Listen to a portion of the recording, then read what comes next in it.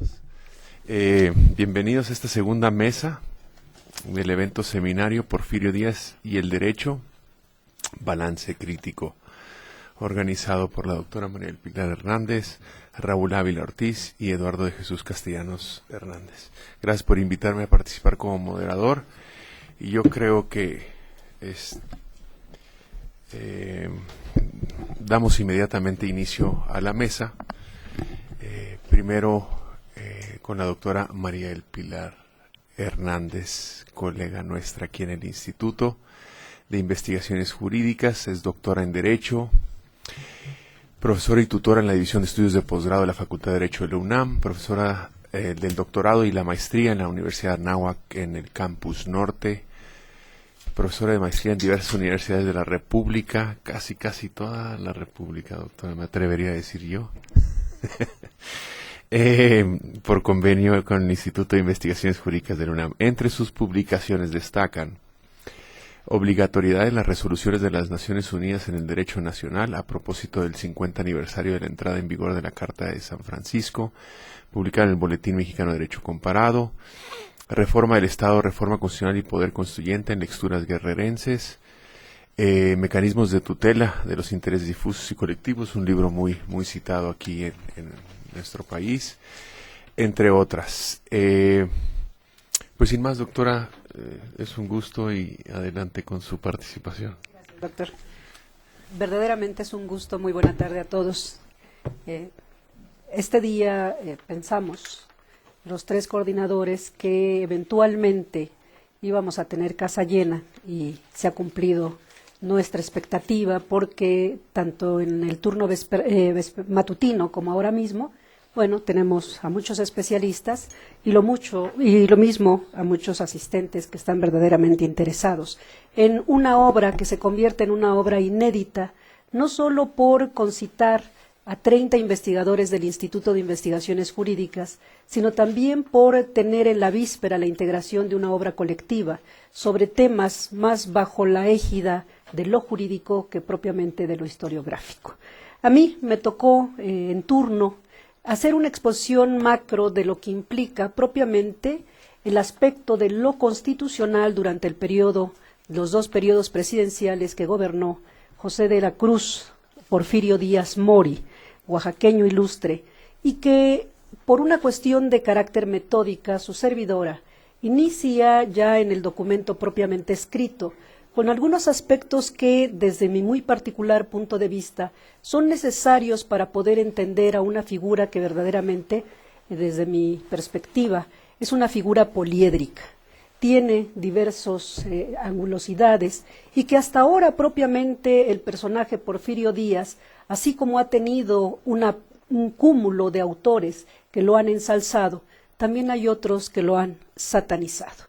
Finalmente, en este rostro como si fuera el de Jano, podríamos ver solamente el tamiz propiamente dicho de quien se puede convertir en el héroe del 5 de mayo en la guerra contra los franceses, o finalmente en el denostado dictador.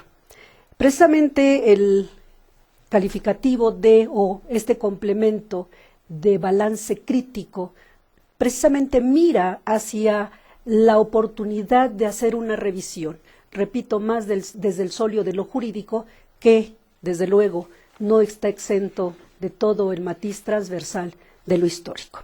Así pues, yo podría iniciar no solo con esta clave metodológica que de manera necesaria me obligo a hacer, sino también a un recorrido de carácter propiamente contextual que en el texto ya escrito va a poder aparecer y que tiene como clave de continuidad no solo los puntos de contacto que se dan entre los dos oaxaqueños, Juárez y Porfirio Díaz, desde los 17 años de Porfirio Díaz, cuando precisamente Juárez es su profesor, y que lo imbuye un tanto en el interés de lo que implica el movimiento de la época, que es precisamente el del liberalismo.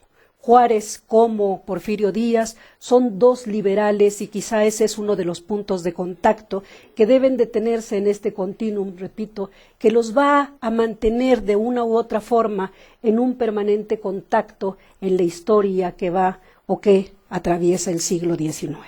Y tendría yo que decir también que existe una influencia por completo marcada en estos dos oaxaqueños.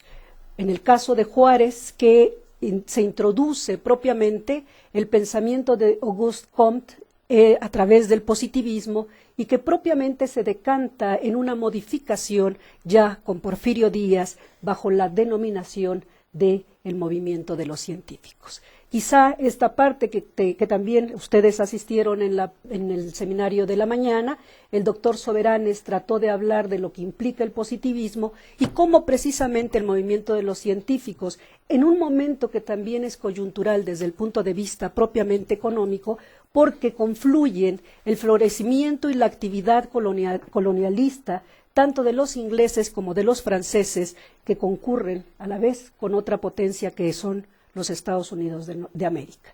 México se encuentra en este contexto de florecimiento económico y en consecuencia también es oportuno para no solo el movimiento que despierta con Benito Juárez, y tendría yo que decir no solo es un liberal, sino también es quien hace la forja del Estado Nacional mexicano, particularmente con las acciones de la expedición o la sanción de las leyes de desamortización de los bienes eclesiásticos y de manos muertas. Acción esta que, desde el punto de vista de lo jurídico, incide de manera fáctica en todo lo que implica el florecimiento y la consolidación de una nueva clase económica en el Estado mexicano. Con Díaz, esta clase económica se ve propiamente condensada en el grupo de los científicos que sirven también como los grandes ideólogos de las acciones del gobierno de Porfirio Díaz. Así pues, no hay que soslayar estos aspectos que, repito, uno a uno en esta visión poliédrica que tiene o que refleja siempre la retrospectiva de la historia de cada nación, implican también en el análisis razón-materia de cada uno de los especialistas. Y tendría yo que remontarme también a estos puntos de contacto, que repito, para mí son necesarísimos en el continuum de lo que es la historia entre Juárez y Porfirio Díaz. Al final del día, son dos gobiernos que se suceden en la historia, en el tiempo, y consecuentemente ambos se ven permeados por situaciones también que las denotan a uno en un tiempo verdaderamente de congestión interna del país, que es el caso del gobierno de Juárez, que gobernó haciendo la sumatoria entre los gobiernos interinos hasta el gobierno constitucional, aproximadamente 14, 15 años se mantuvo Juárez en el gobierno. Y si tuviese yo que hacer el recuento también en términos propiamente cuantitativos de lo que el general Porfirio Díaz duró, fueron casi 31 años que él estuvo en el gobierno, sumados los dos periodos de 4 años el primero y después, desde luego, de casi 28 años en la presidencia. Así pues, tendría yo que decir que hay un Díaz que se considera el héroe de la Revolución Francesa, pero también hay un dictador que al final no se juzga sino solo por el denodado afán de permanecer en la presidencia. Y quizá tendría yo que irme ahora mismo a la parte propiamente de lo constitucional. En total, el número de reformas, y casi siempre hago un recuento cuantitativo de los actos que quizás son mucho más esclarecedores de lo que implica una acción de gobierno, Juárez propiamente, o a través en los gobiernos de Juárez, el Congreso de la Unión, recordemos que en 1874 se restaura el Senado y consecuentemente deja de ser un Congreso fuerte, que es otro de los puntos de contacto. La Constitución de 1857 también se constituye en la clave de bóveda bajo la cual tanto Benito Juárez como Porfirio Díaz gobiernan. Es una Constitución que puso un mayor énfasis en el Congreso General de los Estados Unidos mexicanos, relegando en sí mismo el cúmulo de facultades que eran necesarias para esta acción de gobierno en la cabeza de los titulares de los ejecutivos federales. Consecuentemente, esta Constitución de 57 se convierte en la camisa de fuerza de lo que propiamente le va a implicar a ambos gobernantes, a ambos oaxaqueños, el poder transitar al ejercicio de facultades extraordinarias o, en su caso, en el caso particularmente de Díaz, el poder dejar en manos de los científicos, en manos del empresariato, en manos de propiamente el poder financiero, todo lo que implicaba el auge en términos de desarrollo o de crecimiento que no de desarrollo del país. Díaz así se encuentra con las manos libres para poder ir generando a través de las reformas constitucionales en artículos también que se convierten en artículos paradigmáticos que permiten el tránsito de una reelección inmediata que no estaba prohibida en la Constitución de 57 a una reelección sine die, sin temporalidad, pasando de los 4 años a los 6 años en la titularidad del Ejecutivo Federal. Díaz es un hombre que mira de manera particular, y son aproximadamente 5 las reformas o las modificaciones que sufre el artículo 78 de la Constitución de 1857.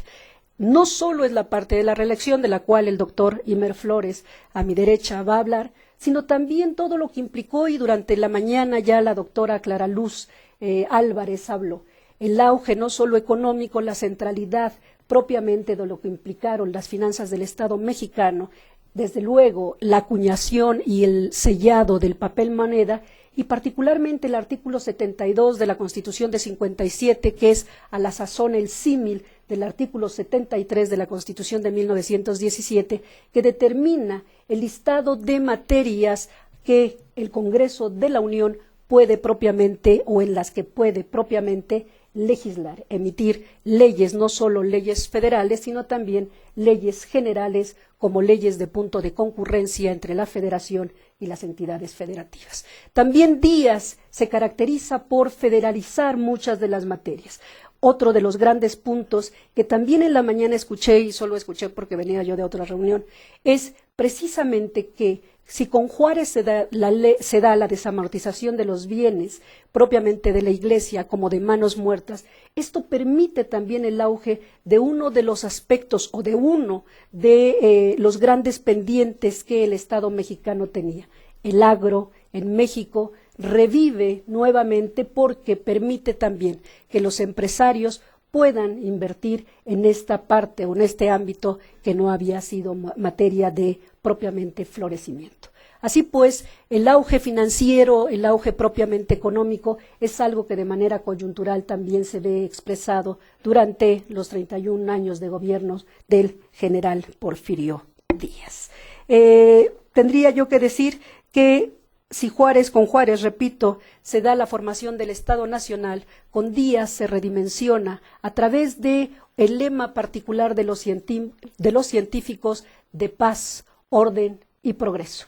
Y precisamente es lo que en Díaz se ve hasta los últimos momentos, y que ya el doctor Eduardo Castellanos dará su corolario de lo que para él es el Pacto de la Moncloa a través de los tratados de Ciudad Juárez. Así pues, es una ideología positivista y, desde luego, la gran contradicción. Y quizá la gran contradicción de Juárez es tener que pasar por el crisol de lo que implica el Díaz político, el Díaz militar, el Díaz estadista, pero también el Díaz hombre, el Díaz ideólogo. Y quizá la tentación del poder, que es la misma tentación que sufrió Benito Juárez, quizá si no se hubiese presentado los movimientos que se presentaron, Juárez también se hubiera perpetuado en el poder, tal como lo hizo Díaz en su momento. Consecuentemente, la gran contradicción que se ve expresada en la persona de Porfirio Díaz es el haber contradecido él mismo el lema que abanderó a través del plan de Tuxtepec, el no a la reelección. Y esto lo llevó quizá en su momento a evidenciar que el no a la reelección era o fue precisamente el motivo de su renuncia en 1911. Yo quisiera decirles, para no abusar del tiempo, porque el doctor Vega creo que está aportando muy generoso conmigo, tendría yo que decir que estoy haciendo un primer esbozo. Hay muchos aspectos que, si bien la historia, y no he sido omisa en revisar las fuentes de información, que desde luego son muchas de las más tradicionales. En la mañana se citaba al padre del exdirector Diego Valadez, precisamente José C. Valadez es uno de los grandes historiadores, pero también no puede pasarse por alto al señor Josío Villegas. Es una pléyade de escritores que han tratado verdaderamente de matizar cada uno de los aspectos de este hombre que finalmente fue un hombre de su tiempo y es un hombre que vuelve a estar en nuestro tiempo. Muchas gracias.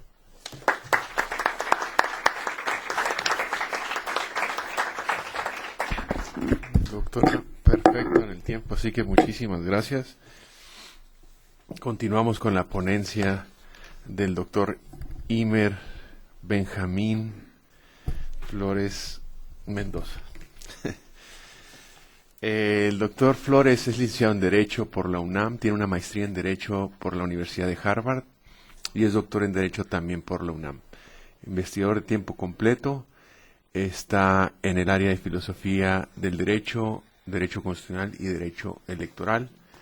Es uno de los fundadores de la revista Problema, Anuario de Filosofía y Teoría del Derecho. Profesor en la División de Estudios de Posgrado de la Facultad de Derecho de la UNAM, imparte las cátedras de Argumentación Jurídica, profesor en la División de Estudios Profesionales, con definitividad en Argumentación Jurídica como en Filosofía del Derecho. Tiene múltiples publicaciones, destacan entre ellas el libro sobre Eduardo García Maínez, Vida y Obra, publicado aquí en el Instituto, co-coordinador de un libro de problemas contemporáneos de filosofía del derecho, varios artículos en el extranjero, en inglés, tanto libros como revistas en todas partes, Alemania, Argentina, Bolivia, Brasil, Colombia, Estados Unidos, muchos países. Es miembro del Sistema Nacional de Investigadores, nivel 3 y PRIDE-D, el sistema de estímulos aquí en el Instituto de Investigaciones Jurídicas. Ha recibido varios premios y reconocimientos tanto nacionales como internacionales por sus investigaciones y actividades docentes. Imer, adelante con el tema de la reelección. Muchas gracias, Juan. Y muchas gracias además por moderar la mesa. También quisiera agradecer a los organizadores del seminario. Me iba a tocar compartir la mesa con los tres. Ahora Raúl Ávila no se encuentra, entiendo que Juan nos le da la ponencia, con Eduardo Castellanos y con María del Pilar. Entonces, además de que tenemos, creo que una mesa que en lo personal estoy muy agradecido por la invitación, además me toca compartirla con los organizadores. Entonces, supongo que ha de ser una buena mesa. Ya Pilar nos hizo favor de adelantar algunas ideas, porque como se verán, su tema toca con el que tengo yo. Y entonces, básicamente, esto creo que, y me parece, y los felicito y les reitero la felicitación, por haber convocado este balance crítico de la relación entre Porfirio Díaz y el derecho, justamente hoy que se cumplen 100 años de su fallecimiento. Entonces me parece como muy oportuno que no pasara desapercibida la fecha. Les cuento un poco el contexto histórico y luego ya me meto a los temas como más jurídicos que me interesaría destacar. Como saben, después del triunfo del Plan de Ayutla, se convoca al Congreso Constituyente del 56-57, se genera la Constitución del 57, pero Ignacio Comonfort tiene que pues, de alguna forma huir, se queda sin presidente el país, y entonces tiene que asumir la presidencia alguien, y ese alguien tiene que ser el presidente de la Suprema Corte de Justicia de la Nación por Ministerio de Ley, artículo 79 de la propia Constitución del 57. Esa persona, como saben, era ni más ni menos que Benito Juárez, como ya nos recordó María del Pilar. Juárez, eventualmente, digamos, primero esa primera intervención, la segunda intervención, y al final de cuentas, él se acaba reeligiendo, con lo cual, de alguna forma, ya alguien, y ese alguien es justamente Porfirio Díaz, también se levantaría. Gana la reelección, someten a Díaz, y eventualmente, estando otra vez en la presidencia Juárez, él fallece, y al que le toca otra vez por Ministerio de Ley del artículo 79 asumir la presidencia es al presidente de la Suprema Corte de Justicia. Y en ese caso era Sebastián Lerdo de Tejada, quien otra vez entra al poder, llega a la presidencia y eventualmente se acaba reeligiendo. Y contra esa reelección, digamos, contra esa elección de Lerdo, Díaz se levanta. Y esa es la famosa documento de Tuxtepec, sobre la cual ahorita diré alguna cosa más. Ahí lo interesante es que tanto en el caso de Juárez como en el caso de Lerdo, el argumento es que habían asumido la presidencia en un sentido interino y que apenas era realmente la primera elección. Entonces no habían caído en el supuesto de la reelección. Que ahí el problema es que también la Constitución del 57 era un tanto vaga, en el sentido de que estaba prohibida o estaba permitida, entonces no quedaba muy claro. Parecería, y ahorita regreso a la parte jurídica, que sí estaba, para mi forma de ver las cosas, sí estaba prohibida la reelección, pero pues no una primera elección. Entonces eso creo que mete un poco ahí el ruido. Entonces decía yo que, y les adelanto esto como el gran contexto, ¿no?, de la historia, Porfirio Díaz se levantaría en armas contra las presidencias tanto de Juárez como de Lerdo. Y entonces contra Juárez lanzaría el plan de la Noria, esto es el 8 de noviembre de 1871, y contra Lerdo el plan de Tuxtepec, esto es en 1876, el 10 de enero. Pero lo reforma el 21 de marzo con el plan de Palo Blanco para incluir el lema de no reelección. Entonces, ya, más o menos esta historia. Como es sabido, Díaz se designa jefe del ejército restaurador y vence al general Alatorre, comandante de las tropas lerdistas en la batalla de Tecuac el 6 de noviembre de 1876, para ocupar con posterioridad la capital y tomar posesión como presidente provisional el 26 del mismo mes, eso es noviembre del 76. Pero deja el gobierno en manos de Juan Méndez para que éste organice las elecciones, mientras él coordina las operaciones militares para atacar y derrotar a Iglesias. José María Iglesias era el entonces presidente de la Corte, que ante la falta de presidente le hace Lerdo, pues es el que dice, yo quiero ser, o yo debo ser, además de que también estaba en contra de esta idea de la interpretación de que permitiera que no era una reelección, sino una primera elección de Lerdo. Entonces Iglesias, que él tenía pretensiones análogas a las de Díaz. Díaz, como saben, a la postre derrota a Iglesias, resulta electo presidente para un primer periodo del 5 de mayo de 1977 al 30 de noviembre de 1880. Y ahí, como saben, se reforma la Constitución para poner un artículo o una reforma a la Constitución muy concretita, que es la que dice, que acaba con el problema y dice, no va a haber reelección inmediata. O sea, no se puede haber una reelección inmediata, entonces solamente elección inmediata. Solamente podrá permitirse como una especie de elección inmediata.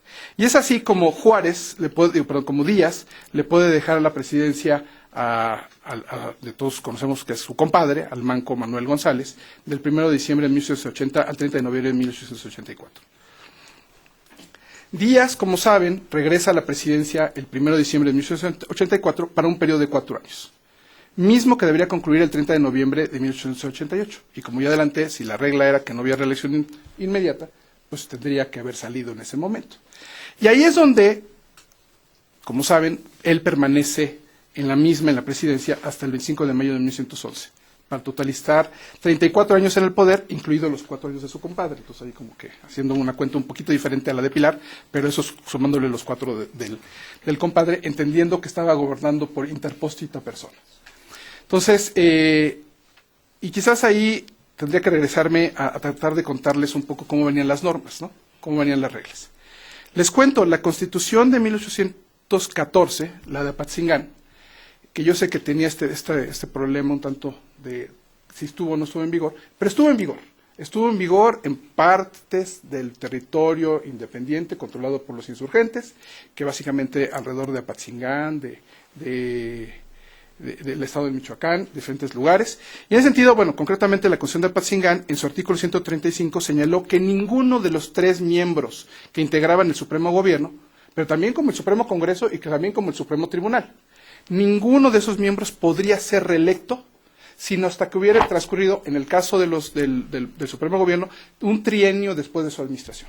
Entonces, claramente estaba prohibida la reelección inmediata desde la Constitución de 1814. Esa era como la versión. Nótese que en el caso de los del Supremo Congreso, creo que eran 4 años, y estaba prohibido por 4 años. Los del Tribunal eran 5 años, estaba prohibido por 5 años. Y nótese que les decía que su prohibición les acompañaba, que estaba prohibido para ellos 5 años, no nada más para ese mismo puesto, sino para cualquier otro de los puestos. lo cual creo que es un tema que deja mucho para análisis hoy en día cuando hablamos de temas de reelección y de alternabilidad de los cargos y eventualmente no andar brincando de un puesto a otro. La Constitución del 24 siguió las mismas líneas que el decreto de Apatzingán, ya que en el artículo 77 indicó que el presidente no podía ser reelecto en ese cargo sino hasta el 4º año después de haber terminado sus funciones. Es decir, tanto en Apatzingán como en la Constitución del 24, lo que se prohibió fue la reelección para el periodo inmediato. Con posterioridad sí se podía volver a ocupar la presidencia, eso sería como muy obvio. Nótese que en la Constitución Centralista del 36 se permitió la reelección indefinida del presidente. Que en las bases del 42 hubo un proyecto de mayoría que estaba por la reelección indefinida del presidente, pero que había un proyecto de la minoría que estaba por la idea de limitarla, entonces una reelección estaba prohibida la inmediata, permitiendo la mediata. Las bases de la organización política del 43 permitieron una reelección indefinida del presidente. Entonces, vean cómo el paréntesis, curiosamente centralista, tiende a concentrar el poder en una sola persona, mientras las funciones más federales, 24, 57 y eventualmente la 17, tendían a distribuirlo un poco más. Sobre todo por una cuestión que creo yo ahorita prometo destacarlo y quizás adelanto el principio, que es que en esas constituciones hablábamos de una república.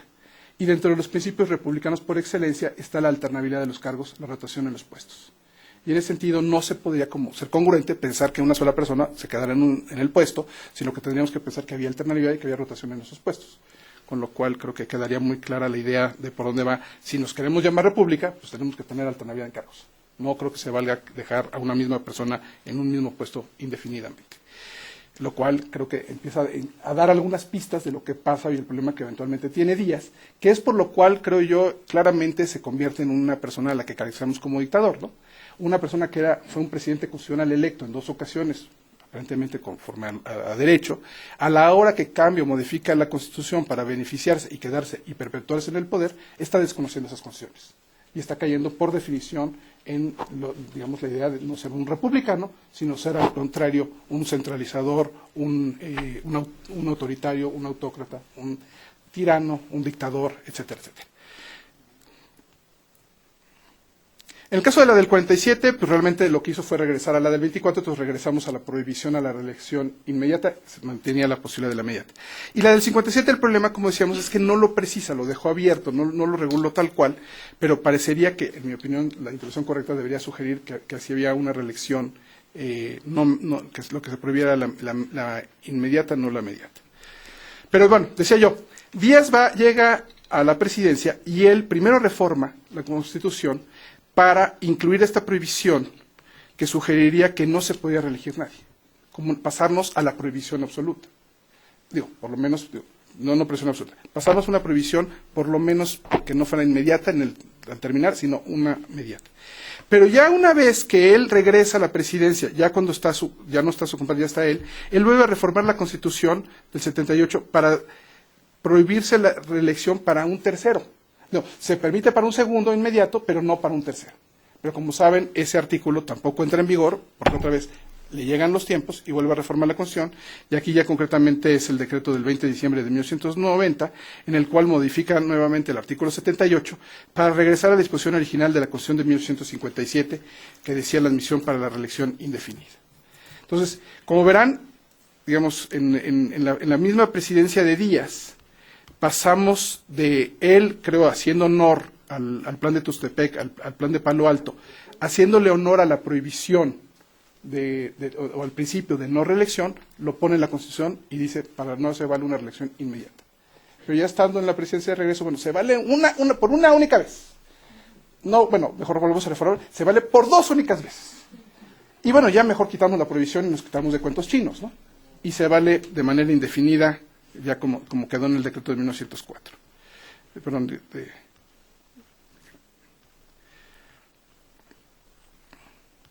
es que me equivoqué de texto acá. Entonces, y entonces, digamos, yo insistiría que para mí, y nótese que en esa, digamos, no la de 904, la de 904 es otra, perdón. Entonces, en la de 1990 es en la que ya deja vacío el término, ya no dice cuánto, entonces ya se quita la prohibición, entonces ya se puede quedar él indefinidamente. En la de 1904 realmente lo único que hicieron fue regresar al periodo de 6 años, o pasar el periodo de 6 años, así como introducir la forma del vicepresidente. Y aquí lo curioso es que en esa fórmula, que de hecho durante el periodo de Manuel González, lo que sí habían reformado era la regla esta que decía que el que asumía la presidencia en lugar del presidente, a falta del presidente, era el presidente de la Suprema Corte. Entonces ya lo habían cambiado. Y aquí en 1904 lo que cambiaron fue que pasara a la falta del Ejecutivo entraría el secretario de Despacho de Relaciones Exteriores. Y si no lo hubiera o estuviera impedido, uno de los demás secretarios. Y en ese sentido, ¿se acuerdan ustedes? Y esto ya como para venirnos un poco al inicio de la guerra de la Revolución Mexicana, con la renuncia de Díaz y de Ramón Corral, su vicepresidente, Francisco León de la Barra, en su calidad de secretario de Relaciones Exteriores, asume el encargo de presidente interino el 25 de mayo, del 25 de mayo al 6 de noviembre de 1911, y convocó elecciones en las, perdón, ya estoy aquí brincándome, sí, y convocó elecciones en las cuales resultó electo Francisco I. Madero, quien había competido por el Partido Nacional Antirregionalista en las elecciones de 1910 contra Díaz, y quien convocó con el Plan de San Luis al levantamiento armado en contra de la dictadura el 20 de noviembre de 1910, precisamente con el lema de sufragio efectivo, no reelección. Así, a escasos días de haber llegado a la presidencia el 6 de noviembre, se publica el 27 de noviembre de 1911 la última reforma que experimentaría la Constitución de 57 en su artículo 78 para incluir la prohibición absoluta para la reelección del presidente y la relativa para el del vicepresidente. Leo textual, artículo 78. El presidente y el vicepresidente entrarán a ejercer sus encargos el 1 de diciembre. Durarán en él 6 años y nunca, reitero, nunca podrán ser reelectos. El presidente nunca podrá ser electo vicepresidente. El vicepresidente no podrá ser electo presidente para el periodo inmediato. Tampoco podrá ser electo presidente ni vicepresidente el secretario del despacho encargado del Poder Ejecutivo al celebrarse las elecciones. Y en el artículo 109, para establecer la limitación a la duración de los cargos de gobernador y la prohibición absoluta para su reelección. El periodo para el cargo de gobernador no podrá exceder de 6 años. Son aplicables a los gobernadores de los estados y a los funcionarios que los sustituyan las prohibiciones que para el presidente, el vicepresidente y el presidente interino de la República establece respectivamente el artículo 78. Y yo también ya empiezo a tratar de cerrar la idea. Bueno, déjame una nota más histórica, ¿no? Como saben, a final de cuentas, como para regresar a algunas de estas ideas, ya hicimos un giro, ¿no? En 1814 se permite la reelección no inmediata, sino mediata. Pasamos a los paréntesis centralistas donde queda indefinida. Entonces, de ahí regresamos con 47 a la reelección prohibida la inmediata, permitida la mediata.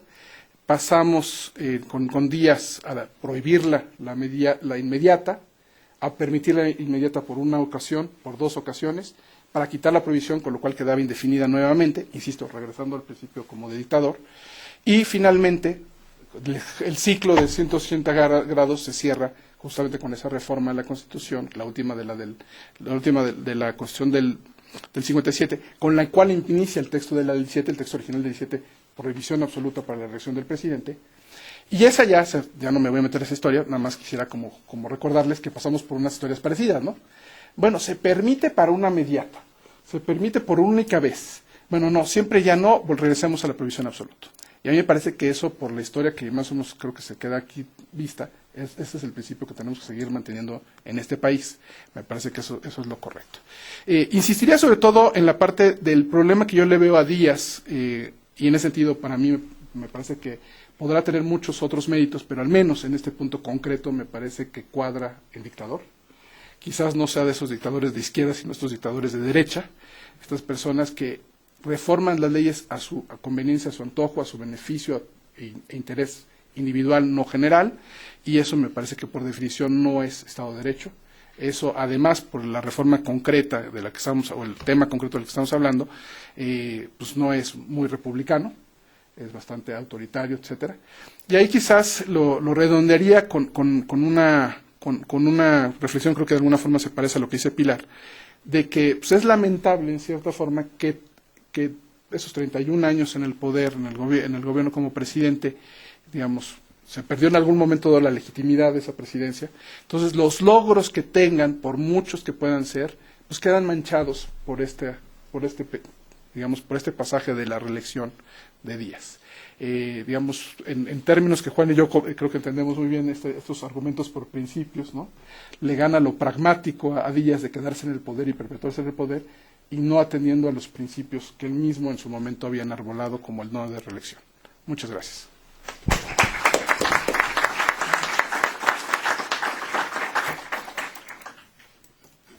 Muchas gracias, Imer.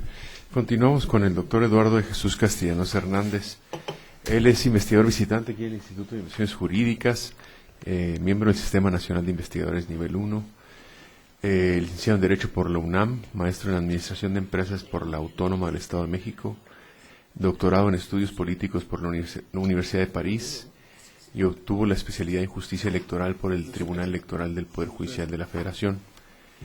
Voy a mencionar algunos libros de su autoría: La relación entre Plan Nacional y Planes Regionales de Desarrollo, Formas de Gobierno y Sistemas Electorales en México, 3 tomos, Las Reformas de 1996, Sistemas, Legislación y Resultados Electorales en la Enciclopedia Parlamentaria de México, entre otros. Doctor, yo creo que mejor lo escuchamos a usted. Entro directamente en materia. El tema es presidencialismo y derecho electoral. El plan de la exposición es una propuesta metodológica: constitucionalismo en América Latina, presidencialismo latinoamericano y mexicano, forma de gobierno y sistemas electorales en la Constitución de 57, la carrera político-electoral de Díaz, la política en el gobierno de Díaz y el balance crítico. La propuesta metodológica: tomo la metodología de José Ramón Cosío en su libro reciente La Justicia Prometida, el Poder Judicial de la Federación en el periodo 1900-1910, donde dice, y cito: en primer lugar, y como decía O'Gorman, no pretendo regañar a los muertos, sino tratar de formular las explicaciones que ellos no pudieron o no quisieron darse. Me parece, afirma el doctor Cosío, me parece posible introducir categorías modernas que desde luego no estaban en uso en los momentos en que se dieron los hechos a explicar, para explicar las situaciones que entonces se dieron. También me sustento o me apoyo en Roberto Gargarella, en su libro La Sala de Máquinas de la Constitución, sobre el constitucionalismo latinoamericano durante los últimos 200 años, donde señala en esencia que la dificultad de los constituyentes para ingresar en la sala de máquinas de la Constitución es lo que caracteriza el periodo. ¿Y qué es para Roberto Gargarella la sala de máquinas? La sala de máquinas es la organización del poder a efecto de que, gracias a esa organización del poder, sea posible hacer efectivos todos los derechos y mecanismos generosos de participación popular que se proponen todas las constituciones y que difícilmente llevan a cabo. Cito ahora a Emilio Rabasa en La Constitución en la Dictadura.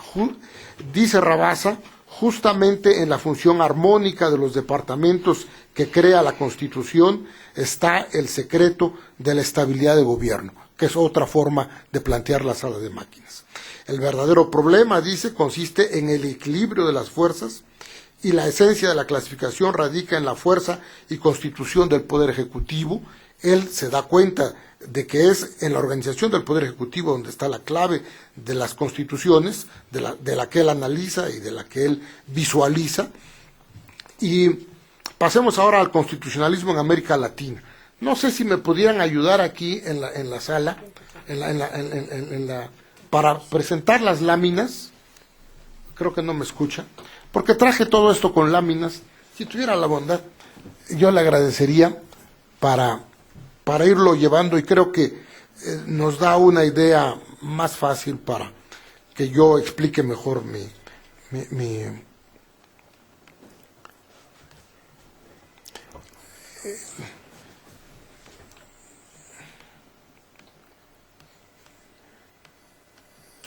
no tiene para irla avanzando, de favor.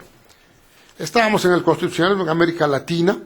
Dice Gargarella: durante el siglo XIX se dictaron 103 constituciones en 16 países, algunos de los cuales, como Bolivia o República Dominicana, tuvieron más de 10 constituciones en el periodo. Ahora sí me voy directo con Rabasa y lo cito completo. En los 25 años que corren de 1822 en adelante, la nación mexicana tuvo 7 congresos constituyentes que produjeron como obra una acta constitutiva, 3 constituciones y una acta de reformas, y como consecuencias 2 golpes de Estado, varios cuartelazos en nombre de la soberanía popular, muchos planes revolucionarios, multitud de azonadas e infinidad de protestas, peticiones, manifiestos, declaraciones y de cuanto el ingenio descontentadizo ha podido inventar para mover al desorden y encender los ánimos. Nosotros tuvimos las constituciones de 1814, 24, 36, 43, el acta de reformas de 47, la de 57, 2 estatutos imperiales, 2 bases orgánicas y múltiples planes políticos, como ya lo ha dicho Rabasa, además de la Constitución de Cádiz de 1812. Por cuanto a presidencialismos latinoamericano y mexicano, recordar en la etapa actual parlamentarismo, presidencialismo, semiparlamentarismo o semipresidencialismo a la francesa. Lowenstein, a mediados del siglo pasado, tipificó el presidencialismo latinoamericano en puro, atenuado y aproximado. El constitucionalista español Sánchez Agesta le agregó gobierno colegial y democracia popular. En México, Salvador Valencia Carmona tiene dictadura oligárquica, dictadura militar, régimen populista. ¿Qué pasó? Régimen populista. En el caso de Diego Valadez, por su parte, ¿no nos podría ayudar aquí a regresar? Creo que no nos escucha. ¿Nos podría ayudar a regresar las imágenes? Diego Valadez nos habla de tradicional, transicional y democrático. Nolen nos habla de hiperpresidencialismo o dominante, reforzado, racionalizado, puro o equilibrado, atenuado y parlamentarizado. El doctor Carpizo, y creo que es la clasificación, la tipología más completa, hace la tipología desde la perspectiva de la norma constitucional, desde la perspectiva de la realidad constitucional y desde la perspectiva de la interacción de la norma con la realidad constitucional. En el primer caso tendríamos puro, predominante, atemperado, con matices parlamentarios y parlamentarizado. En el segundo tendríamos hegemónico, equilibrado y débil, y en la interacción de los dos tendríamos las combinaciones consecuentes. Yo constato que en la historia de México, en el largo plazo, hemos transitado de la guerra a la normalidad constitucional. En estas etapas siguientes, yo propongo o yo sugiero de la guerra de independencia a la guerra civil, de la guerra civil a la guerra contra las intervenciones extranjeras, del triunfo de la República a la guerra civil, de la guerra civil al presidencialismo autoritario, del presidencialismo autoritario al presidencialismo débil, del presidencialismo débil al golpe de Estado y la guerra civil, de la guerra civil al maximato y el presidencialismo autoritario, del presidencialismo autoritario al presidencialismo reforzado y atenuado, y del presidencialismo atenuado al presidencialismo con matices parlamentarios. Obviamente me estoy refiriendo a la reforma constitucional del año pasado y a la posibilidad a partir de 2018 de los gobiernos de coalición. María Amparo Casar e Ignacio Marván, en su perspectiva histórico-política de México, se refieren a faccionalismo sin disciplina parlamentaria, a surgimiento y consolidación del partido único y de la disciplina de los legisladores, a la época del partido hegemónico, al partido dominante y al pluralismo moderado, al partido dominante se pasa al mayoritario y finalmente a la etapa actual en la que estamos, la era de los gobiernos sin mayoría. Paul Garner, en su libro reciente que acaba de salir, Porfirio Díaz, entre el mito y la historia, y que tiene una metodología igual de tratar de analizar de manera muy objetiva y a partir de los conceptos actuales lo que sucedió entonces, como ya lo he mencionado en el caso de José Ramón Cosío, divide el periodo de Díaz en 4. Las bases políticas del México porfiriano, liberalismo, caudillismo y la lucha patriótica, el largo camino a la presidencia, el liberalismo pragmático de 76 a 84 y la consolidación del poder, el liberalismo patriarcal de 84 a 911. En mi opinión, el momento culminante de este liberalismo patriarcal que en la perspectiva mía, es el presidencialismo, sería el presidencialismo patriarcal, es nada menos y nada más que la creación de esta universidad, en las condiciones en que justamente se lo propone Justo Sierra. La crisis del modelo constitucional poscolonial, para Roberto Gargarella, hay un nuevo orden internacional a partir de los años de 1880, consecuentemente hay un nuevo pacto colonial, una nueva relación tanto de las antiguas colonias con las antiguas colonias con las metrópolis, como al interior de las antiguas colonias, y se vienen entonces los regímenes de orden y progreso, sustentados, dice Gargarella, en la alianza entre los antiguos enemigos, liberales y conservadores. Y los líderes de estos procesos en América Latina, los recuerda Gargarella, el general Roca en la Argentina, Da Fonseca y los republicanos en Brasil, Núñez en Colombia, Rufino Barrios en Guatemala, Latorre en Uruguay, Guzmán Blanco en Venezuela y desde luego Porfirio Díaz en México.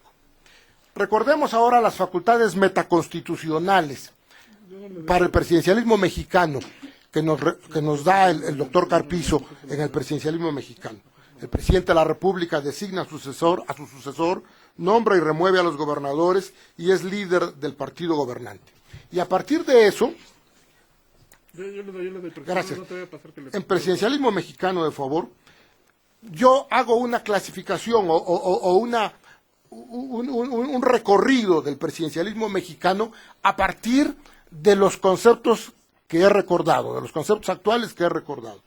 Hemos iniciado de la Constitución de 57, como ya lo han comentado aquí, tanto el doctor Imer Flores como la doctora Pilar Hernández, venimos de un presidencialismo en la Constitución de 57, con matices parlamentarios, pasamos a uno autoritario, de ahí a uno reforzado, de ahí a uno atenuado, de ahí a un presidencialismo débil, obviamente el de Francisco Madero, de ahí regresamos al presidencialismo autoritario, reforzado nuevamente, atenuado, siguiendo las clasificaciones de Nolen, y con matices parlamentarios que en lo que estamos actualmente, y en la propuesta, en la evolución futura previsible de esto, podría ser, en la propuesta de Diego Valadez, un gobierno de gabinete después y tal vez un semipresidencialismo. Con respecto a las formas de gobierno y instancias electorales en la Constitución 57, rápidamente, ya se ha dicho, legislativo unicameral, colegios electorales de las cámaras, venían desde la Constitución de 1812, elección presidencial indirecta en primer grado y en escrutinio secreto, 4 años duraba el presidente, a partir de 1904 dura 6 años, la Suprema Corte de Justicia se componía, es muy importante, de 11 ministros propietarios, 4 supernumerarios, un fiscal y un procurador general, cada uno de ellos duraba en su encargo 6 años y su elección era indirecta en primer grado. Elección popular indirecta en primer grado de todos los individuos de la Suprema Corte de Justicia. Pero además hay que recordar que para ser electo integrante de la Suprema Corte de Justicia se necesitaba estar instruido en la ciencia del derecho a juicio de los electores. La carrera política electoral de Porfirio Díaz. Recordemos que, además de la elección presidencial derivada del Plan de Tuxtepec, que ya se ha recordado aquí, y sus posteriores reelecciones, Porfirio Díaz compitió por la presidencia de la República por vía electoral en contra de Benito Juárez. Antes había competido por vía electoral contra Sebastián Lerdo de Tejada y José María Iglesias, respectivamente, por la presidencia de la Suprema Corte de Justicia de la Nación. Compitió y ganó el cargo de ministro de la Suprema Corte de Justicia de la Nación, fue diputado federal y gobernador de Oaxaca. A un personaje así, en la etapa actual, creo que se le llama político profesional. La política en el gobierno de Porfirio Díaz. El suegro de Porfirio Díaz, es decir, el padre de Carmen Romero Rubio, fue colaborador del presidente Sebastián Lerdo de Tejada y partió al exilio junto con él. A su regreso, fue secretario de Gobernación de Porfirio Díaz. Ciertamente es un caso emblemático de concertación, concesión y tolerancia, pero no fue el único. La actitud política de Díaz fue de conciliación con los grupos que le fueron antagónicos. El propio Justo Sierra es un ejemplo, empezó como crítico y terminó como secretario de Instrucción Pública y Bellas Artes. Los biógrafos de Díaz, Garner, el más reciente, destacan por igual su habilidad negociadora y condescendiente que su mano dura. En cuanto a la política, recuerdo nuevamente yo a José C. Valadez en el Porfirismo, Historia de un régimen. Dice, cito a Valadez, el sistema para la designación de los diputados y senadores es invariable en muchos años. Los gobernadores se dirigen proponiendo a sus candidatos al secretario privado de Romero Rubio, quien hace la lista que pone en manos del ministro de Gobernación, el que a su vez le entrega al general Díaz. Este forma la nómina final en la que incluye a los recomendados por los gobernadores o a los que él personalmente les ha ofrecido a la curul. Las armas del Congreso, cito ahora a Rabasa nuevamente. Dice Rabasa en una parte, todos los presidentes de Juárez a acá han tenido la salvaguardia de la elección ficticia. No podía decir más Rabasa. Había sido diputado, había sido senador, había sido gobernador, pero esto yo creo fue lo que yo encontré sintomático de lo que pasaba en esa época. Es decir, las elecciones no auténticas, lo que Guillermet llama las elecciones auténticas o las elecciones no auténticas. Y paso enseguida a los tratados de Ciudad Juárez, ya a la pérdida del poder. Lo que yo llamo siempre, este es el pacto de la Moncloa mexicana. Es un pacto al que, por cierto, el libro de historia, el libro de texto gratuito de historia de quinto año actual, no se refiere en ningún momento a los tratados de Ciudad Juárez. El primer libro de historia de la CONALITEG del año 1960 habla de la dictadura de Porfirio Díaz, el de ahora habla de el porfiriato y la Revolución Mexicana. El primero sí se refiere a un convenio, no habla del Tratado de Ciudad Juárez, y el actual para nada menciona, el libro de texto actual, el Tratado de Ciudad Juárez. Pero ¿qué cosa es lo importante en el Tratado de Ciudad Juárez? Lo importante es lo que queda escrito y lo que no queda escrito. Lo que queda escrito es que renuncia, lo que queda escrito es que renuncia el presidente y el vicepresidente y que el secretario de Relaciones Exteriores convoca a elecciones. Esto ya se ha comentado esta tarde aquí. Pero lo que no dice, lo que no dice el pacto, los tratados de Ciudad Juárez, es que Madero va a autorizar a los miembros del gabinete de León de la Barra y que Madero va a nombrar, eso no quedó escrito, va a nombrar a 14 gobernadores de los estados. Eso es lo que yo llamo el pacto de la Moncloa mexicano. Es la transición mexicana a la democracia en ese periodo a partir de una negociación política. Lo que viene después lo sabemos todos. Viene un presidente débil, viene un golpe de Estado, viene una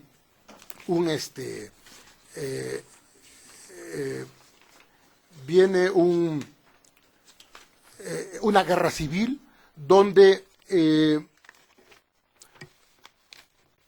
los generales y los políticos que se disputan el poder dejado por Madero, no el poder dejado por Díaz, el poder dejado por Madero, van a una guerra civil que termina con la creación de un partido que racionaliza la lucha por el poder político al interior del grupo revolucionario triunfante.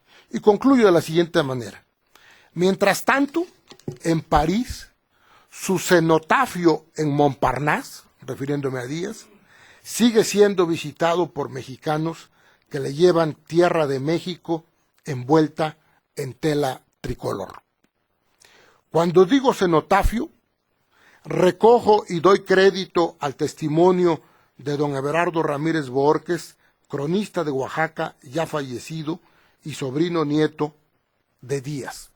El hijo de don Everardo, leyó en los periódicos de Oaxaca, donde la doctora Pilar Hernández y su servidor estuvimos el lunes y platicamos este tema, y los periódicos de Oaxaca recogieron mis afirmaciones, y al día siguiente me llamó el hijo de don Everardo y me dijo, además, en una ocasión, el profesor Alejandro Méndez Aquino, historiador oaxaqueño, a mi papá y a mí nos llevó a la iglesia de la Soledad y nos enseñó en la cripta y nos dijo, en este lugar están los restos de mi papá, de Porfirio Díaz. Termino. Héroe o villano, soldado o político profesional, dictador o presidente constitucional en sus diferentes variantes que aquí hemos analizado. Entre el mito y la historia, Porfirio Díaz descansa en paz en la iglesia de la Soledad, en la ciudad de Oaxaca, frente a la casa donde nació, tal como fue su última voluntad cumplida por su viuda. Muchas gracias. Creo que va a haber preguntas y respuestas al rato.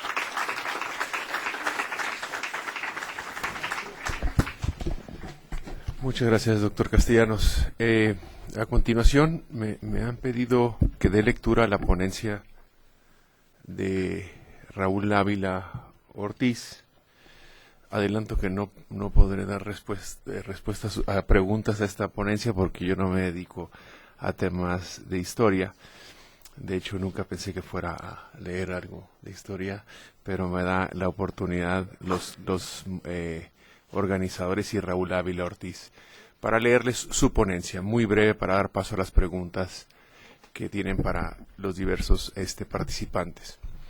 Porfirio Díaz, formación jurídica y contexto. Nota introductoria. Este ensayo tiene por objeto destacar algunos aspectos sobre la formación jurídica de Porfirio Díaz y sobre el contexto histórico-social caracterizado por cambios profundos en la cultura jurídica y política de su época. En primera instancia, el propósito del texto consiste en hacer notar que el sujeto y su circunstancia histórica interactuaron de tal manera que su formación en etapas tempranas de su vida personal y profesional fue útil para tomar decisiones cruciales en relación con la política y el derecho. Junto a ello, y desde luego más significativamente, este ensayo pretende enfatizar que la formación jurídica de Díaz fue en buena medida generacional y contribuyó a la fundación del derecho del Estado de legalidad que, consolidado durante el siglo XX, nuestra generación lucha por revelar desde hace por lo menos 20 años. Si sabemos descifrar las claves de la formación y el contexto de los abogados del tiempo de Juárez y Díaz, y las tres generaciones de 25 años cada una que le siguieron a este último, es decir, un siglo y medio en total, si partimos desde 1830, entonces podremos aminorar nuestra ignorancia en busca de construir, reconstruir y transformar la cultura jurídica exigida para el México del siglo XXI. Formación jurídica.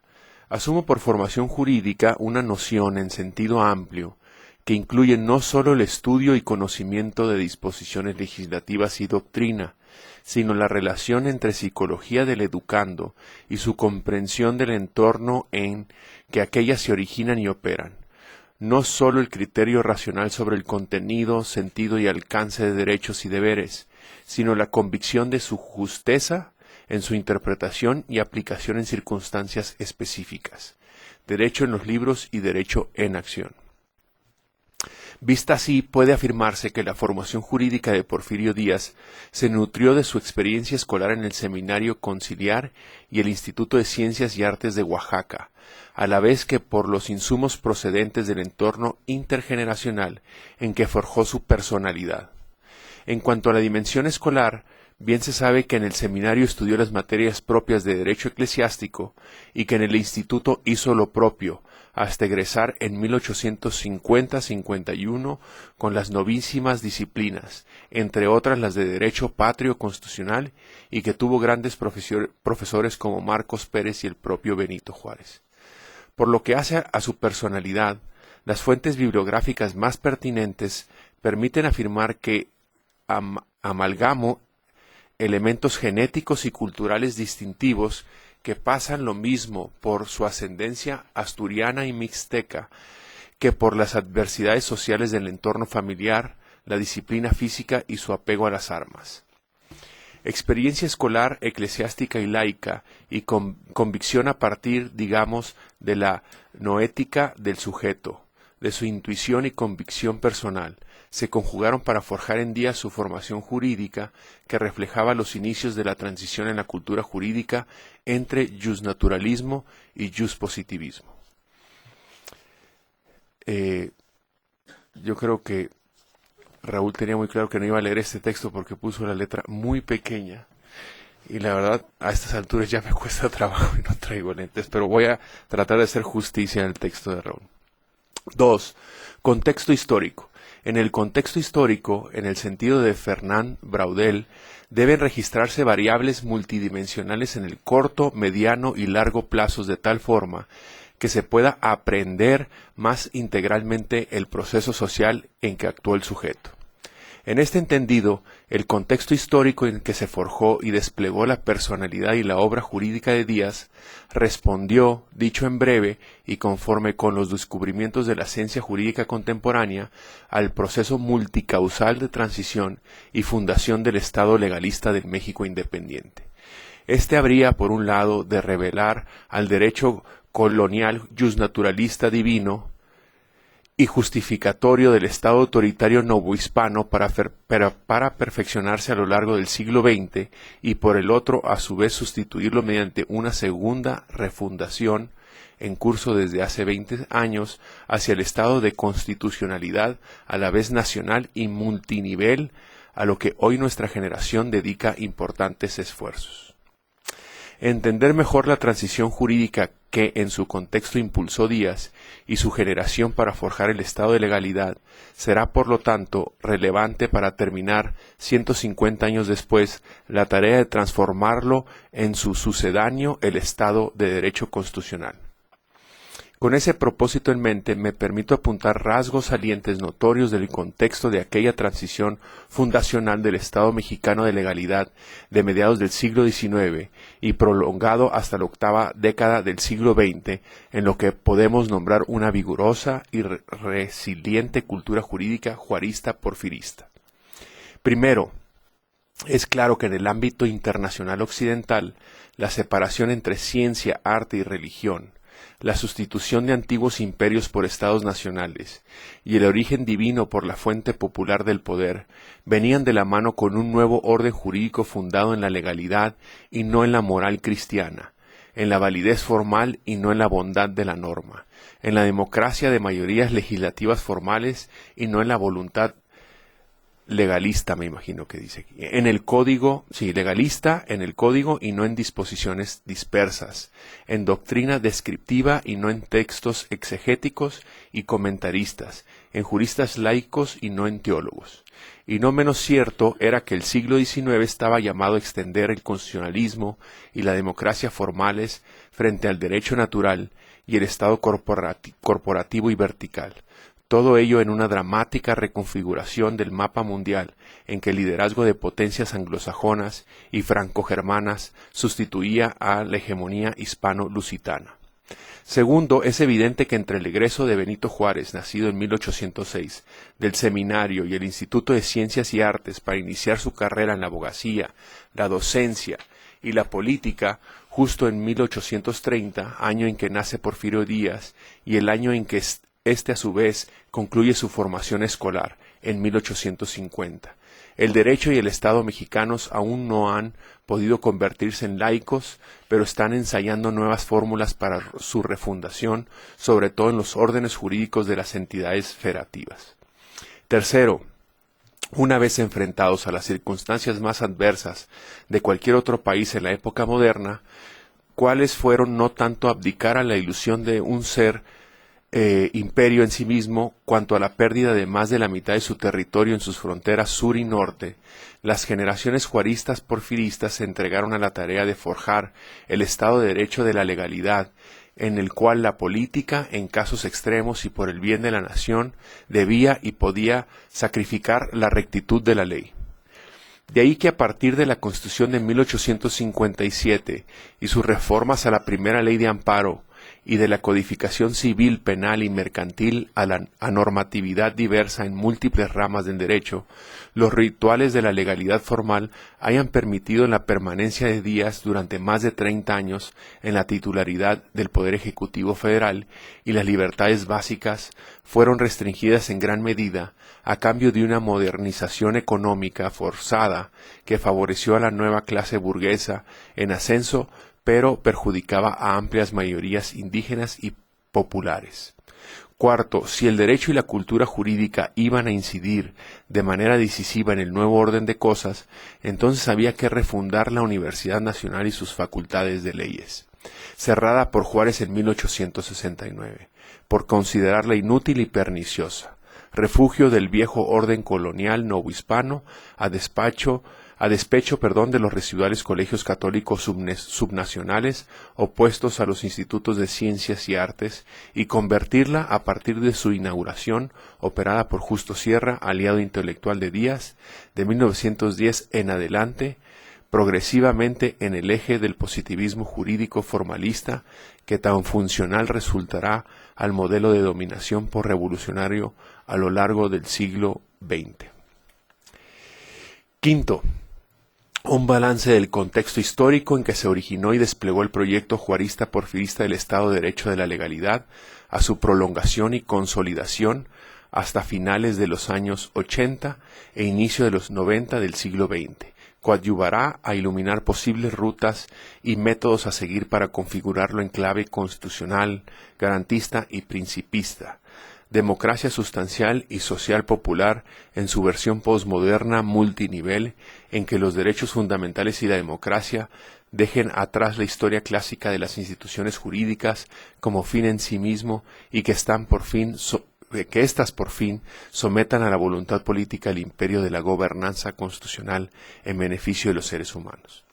Conclusiones y reflexiones finales. En estas breves notas he querido destacar, a propósito de la formación jurídica de Porfirio Díaz y el contexto histórico en que se desenvolvió, que si bien a su generación le tocó sentar las bases de la primera refundación del orden jurídico mexicano en clave positivistas, a nosotros nos corresponde siglo y medio después la segunda refundación en clave neoconstitucional, garantista y principista. En los institutos de ciencias y artes y en la obra del siglo XIX debemos descifrar algunas claves para informar, reformar, acelerar la revolución jurídica indispensable para el México democrático, próspero y equitativo del siglo XXI. Gracias.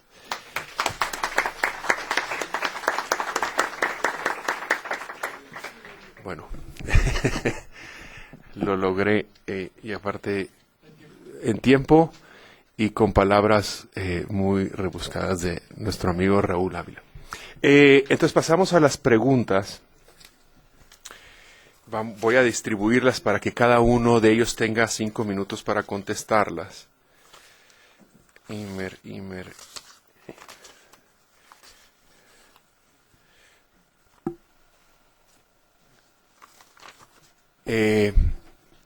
Y así podamos estar en tiempo también y cerrar la mesa para la siguiente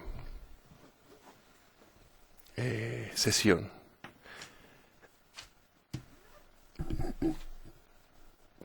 ¿Quién dice yo? Imer.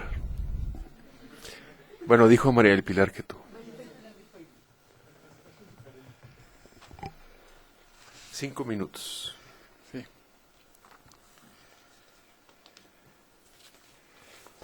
A ver, empiezo con una que se relaciona y que tiene mucho...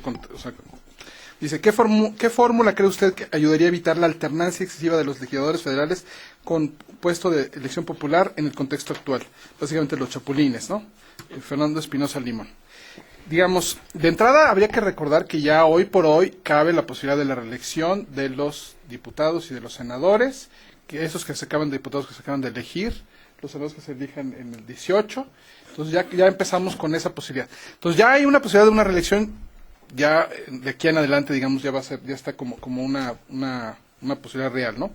Yo en lo personal, en su momento abogaba por la idea de la reelección con esta idea que les digo yo, en el caso de legisladores, a favor de la reelección, pero limitada.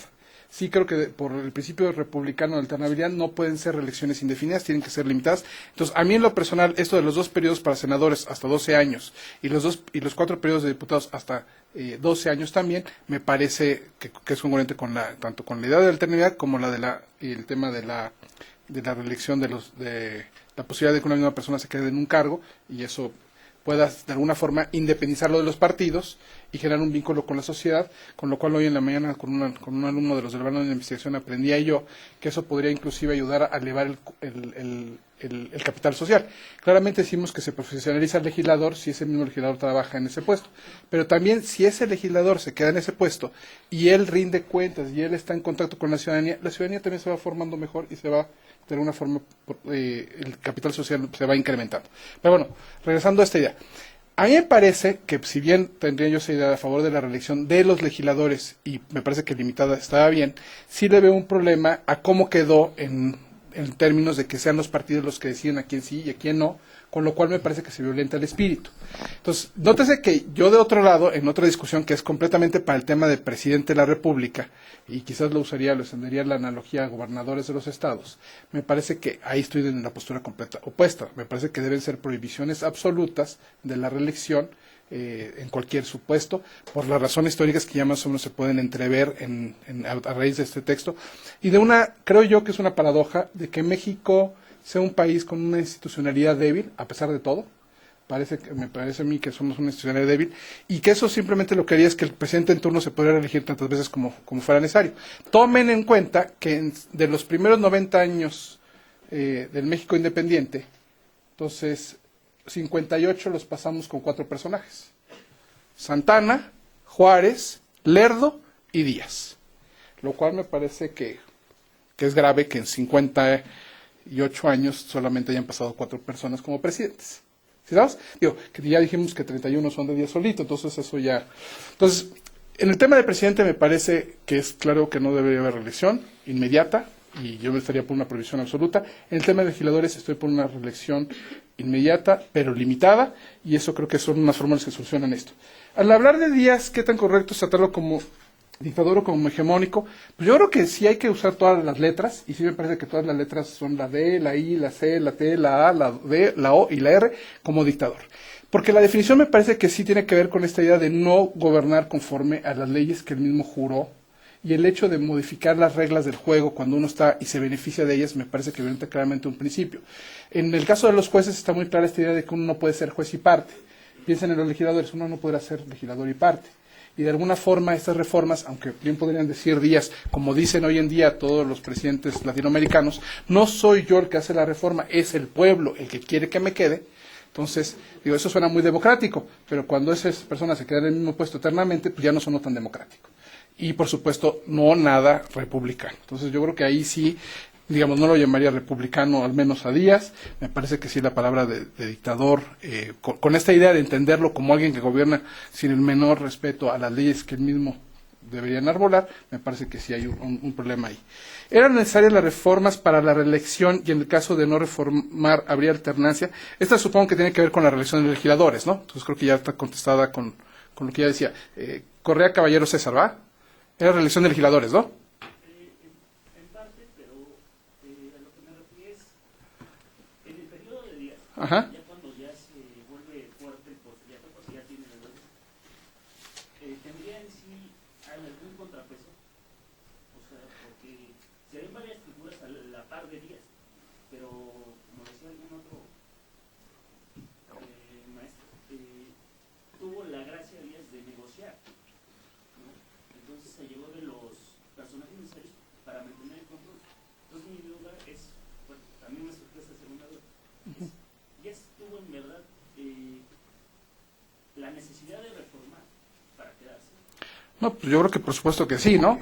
Si el texto del original, la primera reforma del 78 decía, o sea, se prohíbe la reelección inmediata, pues tenía que irse, ¿no? Ok, deja Manuel González. Entonces puedo regresar al periodo siguiente. Ok, podría quedarse un periodo de él y un periodo Manuel González y así se van rotando, ¿no? Pero, digo, gobernando un poco a través de otra persona. Pero creo que eso tiene sus riesgos. O sea, puede pasar algo en el Inter, ¿no? Déjenme les cuento que en estos temas de reelección, sobre todo de los presidentes de la República en América Latina, lo común es a veces esta fórmula de que esté prohibida la reelección inmediata y se permite la mediata. Y una vez que se acaba la mediata, se permite, o sea, hay que dejar pasar otro periodo, ¿no? Hay países, concretamente el que tengo en mente, creo que es Panamá, donde se tienen que dejar pasar 2 periodos para evitar que pueda haber estas componendas entre entro yo, entra Pilar, entro yo, entra Pilar, y así nos... bueno, entonces ya entra Juanito, y luego Eduardo, y así nos vamos entre los puros cuates, ¿no? Entonces, yo creo que sí era necesario hacer esas reformas para que él se pudiera quedar él. A título personal. Lo que es interesante, creo yo, es el hecho de luego reintroducir la figura del vicepresidente, volviendo a lo que dices tú, cómo él empieza a ceder para mantener el control. Eduardo también nos hacía referencia al tema de Justo Sierra. Justo Sierra, de ser crítico, pasa a ser una pieza clave. Entonces, empieza a este concepto que es muy mexicano de cooptar a los opositores y irlos incluyendo al gabinete, ¿no? Entonces, lo de la vicepresidencia también entiendo como una figura que parecería soltar, pero hagan memoria, el rol del vicepresidente era nada más presidir el Senado y nada más tenía voz y no votos, salvo el caso del empate. Entonces, era muy limitado el rol que podía tener el vicepresidente. Y bueno, y sí, efectivamente podría sustituir la falta del presidente, pero bueno, eso ya era una reserva, pensando justamente en que Díaz ya estaba mayor de edad y que era necesario asegurar que quedara dentro del propio régimen porfirista en el caso de un eventual fallecimiento de Díaz, ¿no? Y una última, ¿cuál fue el efecto de la reelección en la vida democrática del país? Si es que se venía a fundar desde un aspecto de violencia, se habla de una democracia que justifica a las dictaduras mediante las reformas. Yo soy de la idea que no podemos pensar que se justifica una democracia teniendo una dictadura, creo que eso ya no se llama democracia, insisto, tampoco se llama república. Entonces creo que si queremos enarbolar lo que dice el artículo 40 de que somos una república representativa, democrática, laica y federal, no podemos admitir reelecciones indefinidas y no podemos admitir que alguien que gobernó por 34 años violentando o reformando la ley para mantenerse o perpetuarse en el poder, podamos caracterizarlo como muy democrático. Muchas gracias.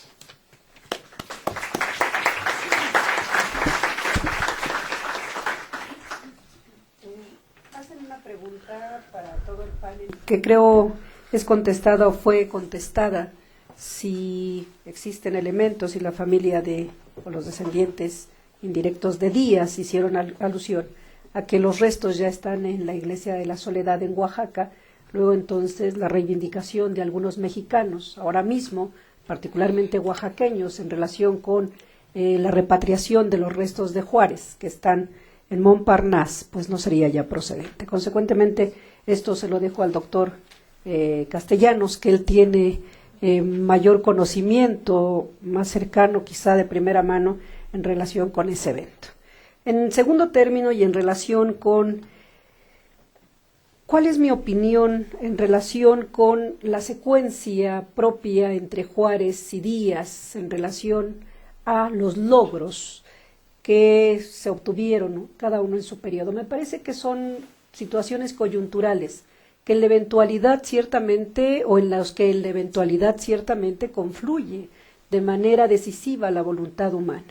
Pero tendría yo que decir que en el caso de Juárez, la conformación del Estado Nacional, concebido en su momento como tal, y habiendo propiamente contenido el poder económico y espiritual de la Iglesia, hizo posible precisamente que el Estado Nacional mexicano, con la configuración de tal contemporáneamente en el siglo XIX, fuese posible.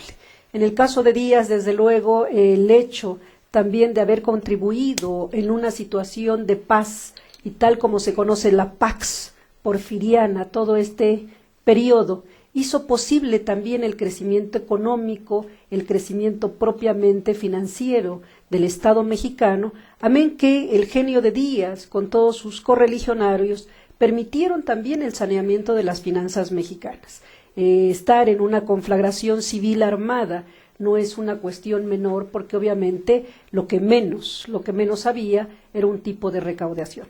De ahí también que las sucesivas reformas constitucionales en materia de alcabalas fuesen diferidas en momentos diversos, precisamente porque el hecho de acabar con las alcabalas no hacía posible precisamente una eventual recaudación. Yo me colocaría en el solio de mirar hacia los dos hombres que en su momento quizá en relación con Juárez. Todavía quedan muchos mitos y al final del día la historia siempre es escrita por los vencedores y no por los vencidos. Doctor Castellanos, adelante. Hay varias preguntas, yo les agradezco. Del doctor Mario Solano, de la Corte Suprema de Justicia de El Salvador, ¿es correcto? Después de su síntesis de la evolución del liberalismo de México, ¿qué cree que puede ser el futuro inmediato de la República en cuanto a su forma de Estado?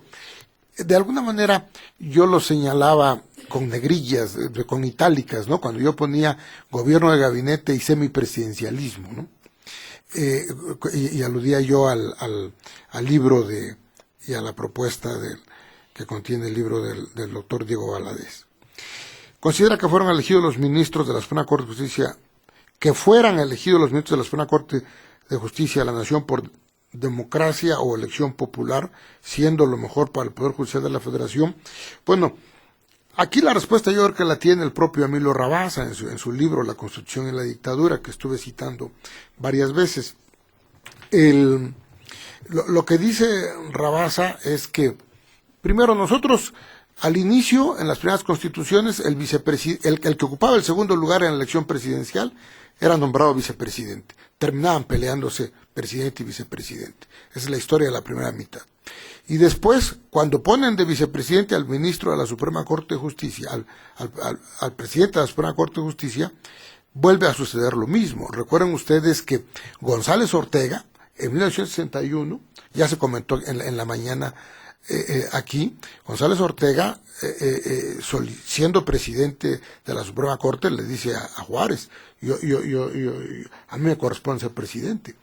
E incluso hay una votación donde por un voto, no pierde la presidencia en 61 el presidente Juárez.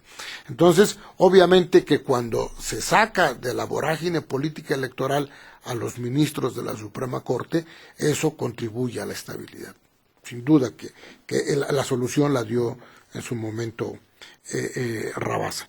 ¿Por qué si México había experimentado un presidencialismo exacerbado, dictadura, no se busca después de la revolución un verdadero presidencialismo acotado?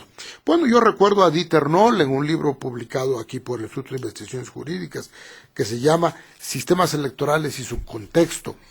En el diseño institucional, en el diseño de los sistemas electorales, lo que importa es el contexto, y en ese momento el contexto era un contexto de enorme turbulencia, era imposible. El presidencialismo acotado, ¿hasta cuándo lo venimos a tener? Lo decía en la mañana el doctor Héctor Fitz-Fierro. Para efectos prácticos y formales lo tenemos hasta el año 1997, en la segunda legislatura del presidente Zedillo, cuando el PRI pierde la mayoría absoluta en la Cámara de Diputados. De tal manera que el presidencialismo acotado no podía ser consecuencia de un diseño constitucional. Si se ponían de acuerdo, Rabasa en la Constitución de la Dictadura lo que va narrando es todos los desacuerdos que hubo para poder llegar al texto de la Constitución 57. Y aún así, como el mismo Rabasa lo dice, y él lo sabía porque él trabajó en ese periodo en el gobierno de Díaz, tanto Juárez como Díaz hacen a un lado la Constitución y gobiernan sin la Constitución, porque gobiernan con facultades extraordinarias para legislar. La otra, si dice como hombre instruido compartía el positivismo que orbitaba sobre los principios de orden y progreso, diría usted que su vejez le impidió saldar la deuda del progreso. Bueno, yo me voy aquí a Ralph Reder, al biógrafo americano de Díaz. El libro de Ralph Reder se llama Hacia el México Moderno. Pero igual hay que ir al libro de Daniel, a la colección de 10 tomos de Daniel Cosío Villegas sobre la etapa, sobre el porfirismo. De tal forma que, como también ya se comentó en la mañana aquí, toda esa etapa modernizadora jurídica, lo dijeron la doctora González y lo dijo el doctor Fix, pero desde el punto de vista económico, la doctora Clara también lo dejó muy claro. Se inicia todo ese periodo de modernización de México en lo económico, en lo jurídico, pues esa es la etapa que se inicia. Y finalmente la última. Y entonces, ¿debería el gobierno federal gestionar la repatriación de los restos del general Díaz? Bueno, yo creo que eso es una cuestión totalmente familiar. Si están en París o están en Oaxaca, es una cuestión que la familia debe saberlo. Y hasta donde tengo entendido, lo que la familia ha planteado es que, lo que he leído en los periódicos, es que lo que desearían es que hubiese una repatriación con los honores que merece un antiguo jefe de Estado. Bueno, el libro de Recuerdos de Familia de Carlos Tello nos da muchas luces sobre el prestigio que tenía el presidente Díaz en Europa cuando llega a visitar la tumba de Napoleón y está en el Museo del Armée en París.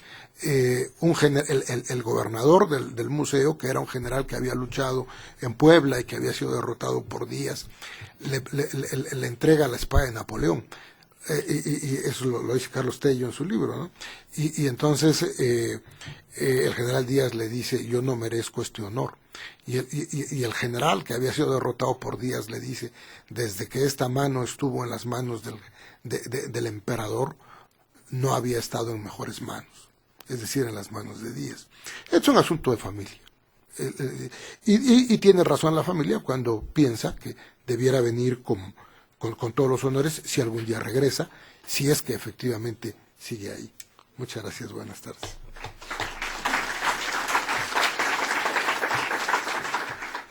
Muchas gracias.